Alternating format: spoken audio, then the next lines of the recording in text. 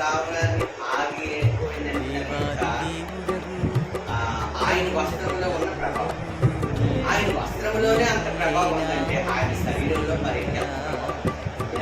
ఆలోచించండి, మనం ఎప్పుడు కూడా చాలా జాగ్రత్తగా ఆయన శరీరాన్ని తీసుకున్నప్పుడు ఆషామాషాగా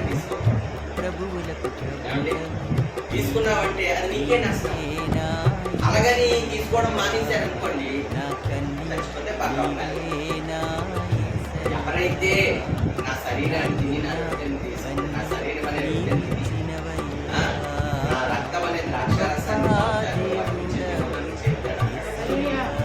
పరలోక రాజ్యంలో చేరాలంటే తీసుకోవాలి.